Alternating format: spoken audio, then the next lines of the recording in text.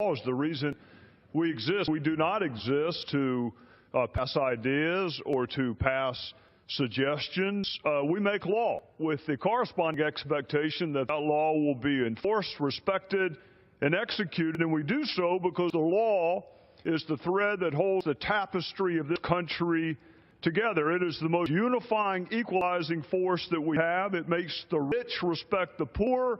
It allows the powerless to challenge the powerful, and attempts to undermine the law, Mr. Speaker, regardless of motivation, are detrimental to the social order. In 2014, President Obama declared unilaterally that almost 5 million unlawful immigrants would receive deferred action under some tortured definition of prosecutorial discretion. I can't help but note the word discretion means sometimes you say yes, sometimes you say no. But of course, the administration has never said no. The court found not a single time that the administration said no, so that's not prosecutorial discretion, Mr. Speaker. That's lawlessness. And you may like what the president did. I take it from some of the speakers that they do, and you may actually wish what the president did was actually law. You may wish, Mr. Speaker, you may wish that when Democrats controlled the House, the Senate, and the White House for 2 years, that they had lifted a finger to do a single solitary thing about what they're talking about this morning. You may wish that. You may wish that all these grandiose policies that we are talking about this morning on the other side, that they cared enough about to actually make law when they had a chance, but they did not. And they know now that one person doesn't make the law in a republic. You may want to live in a country where one person makes the law, but that would not be this country. You would have to look for another one. And the president knows this because more than 20 times, Mr. Speaker, he said he could not do the very thing that he eventually did. His power did change. The law did change. The politics is all that changed, and we should have seen this coming, Mr. Speaker. He warned us on this very floor. He warned us that he didn't need the people's house. He said he'd do it with or without Congress, and many of you cheered when he said that. Many of you cheered because you benefit from the non-enforcement of the law today. But tomorrow will be different. Tomorrow is coming, and tomorrow will be different. Tomorrow you will cry out for the enforcement of the law. Tomorrow you will want others to follow the law.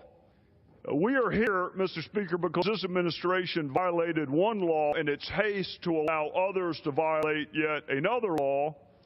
The administration lost, and then they appealed. So here we are before the Supreme Court.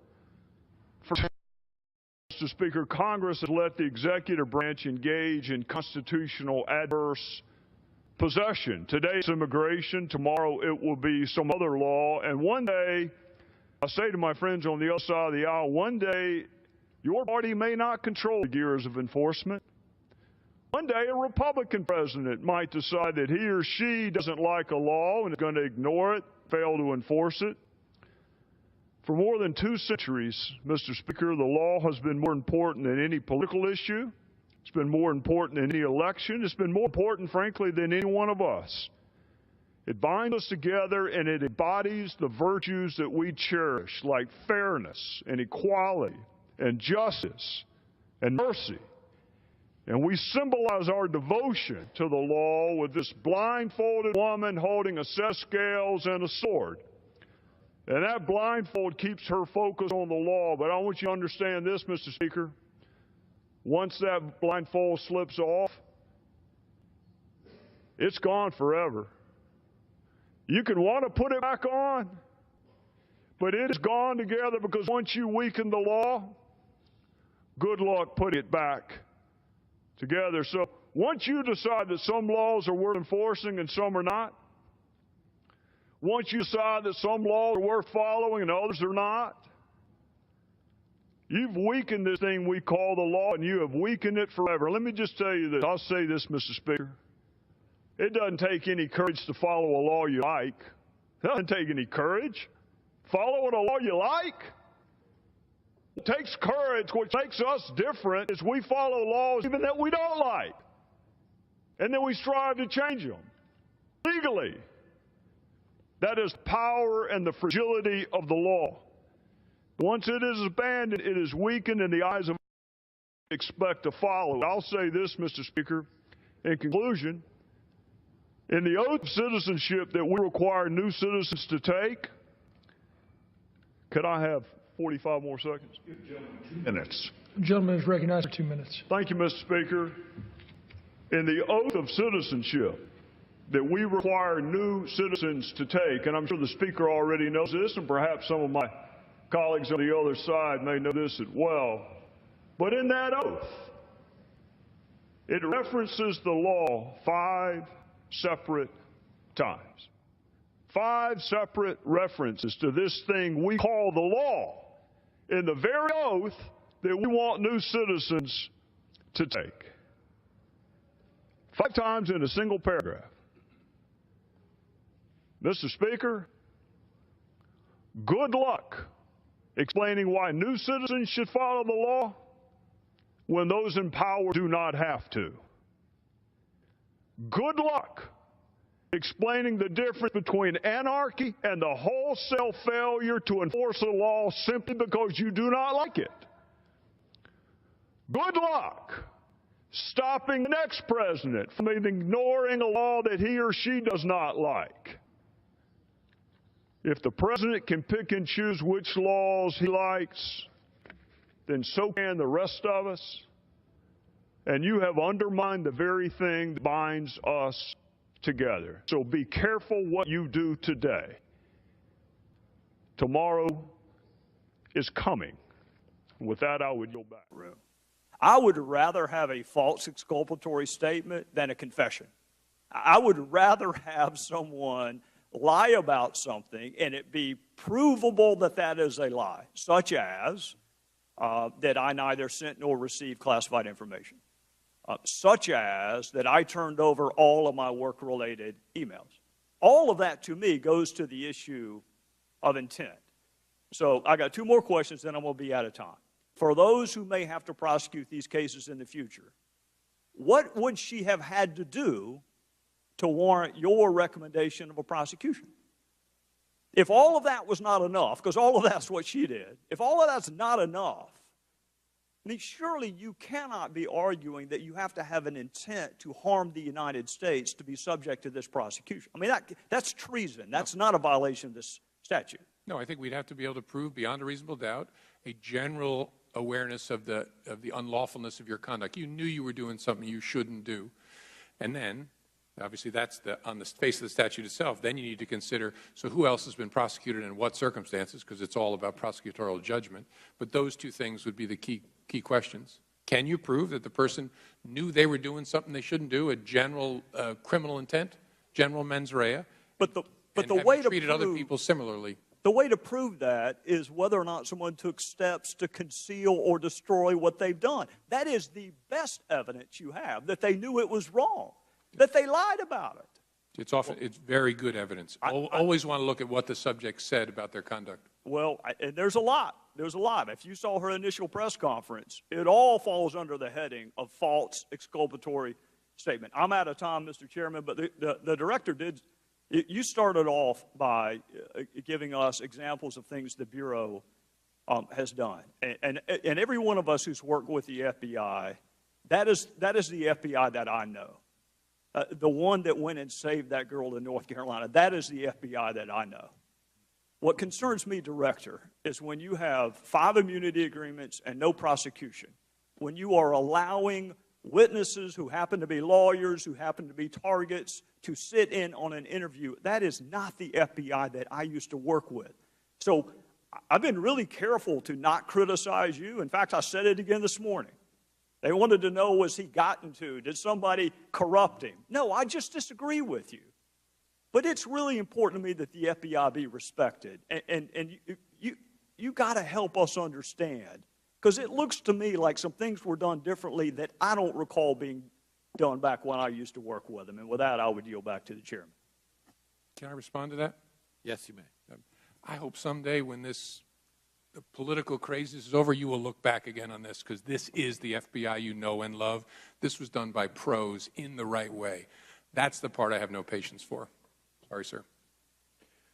The chair recognizes. So I hope I do live long enough to hold a Republican president to the exact same standard that I'm holding this one.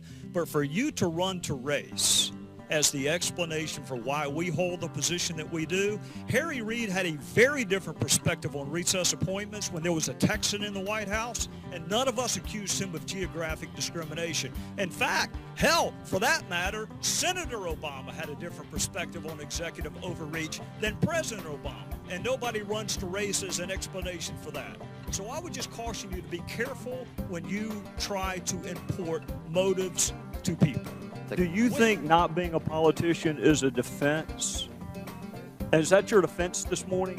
I mean, I know initially you said that you offered these comments at a conference. I think you meant conferences, plural, but you said conference when you went on a very obscure television show and initially apologized for what you said were inappropriate comments. And now today your defense is that you're not a politician. Is that the best you can come up with? Who in Libya were we to call? Who? Mr. Cummings' point is a wonderful point. It was so good the 1999 ARB made the recommendation. Make sure the host country is aware of its obligations. Who did we call in Libya? Question, sir? Yeah, when I pause, that's generally an indication I'm waiting on you to answer, but I'll make it more clear in the future. So you're a professor at MIT and you're worried about not looking smart enough? Yes. Well, you succeeded if that was your goal.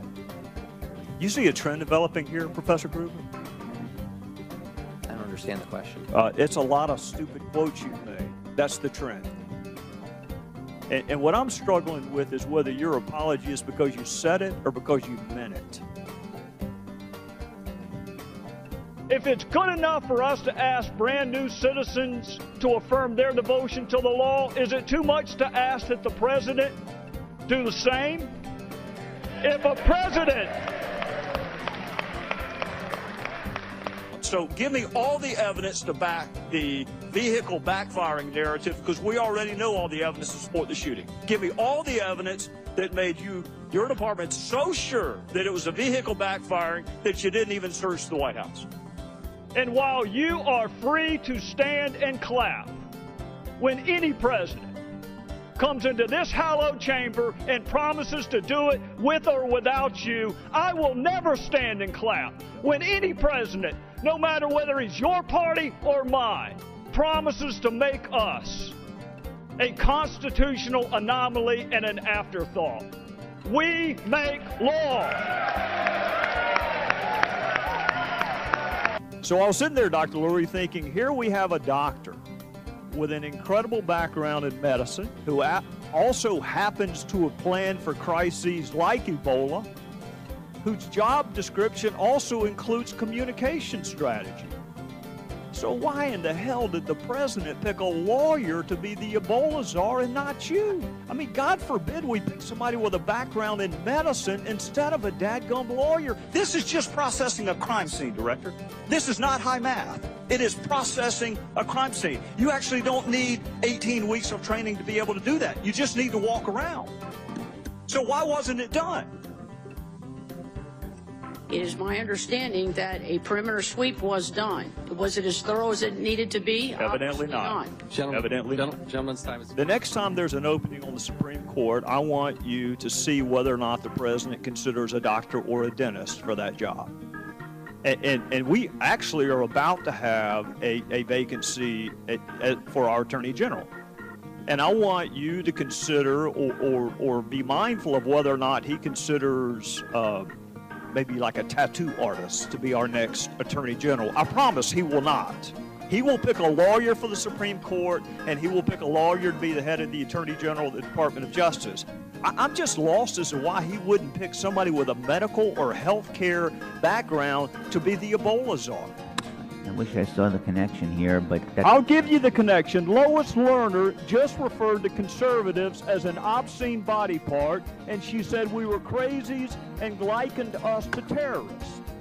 Well, Mr. Chairman, if you are not recognized, the gentleman from Georgia is not recognized. Well, would the gentleman yield? No, sir, I will not. They actually, my understanding, like our criminal investigation. You should go back. It might be the same people who gave you the understanding that you were confirmed that the tapes don't exist. So my advice is to be very careful who you take your advice from. And I'm going to say this in conclusion, Mr. Koskin, I really could not believe the colloquy that you had with one of our colleagues about the morale at the IRS. It takes a lot to stun me, but that stunned me. Here's a piece of advice I would give. If the folks like Lois Lerner and others would have spent more time working on the backlog, more time working on their caseload, and less time targeting groups, and less time trying to overturn Supreme Court decisions they didn't agree with, maybe morale would be better and maybe their backlogs would be lessened. Would the gentleman yield? I'd be thrilled to.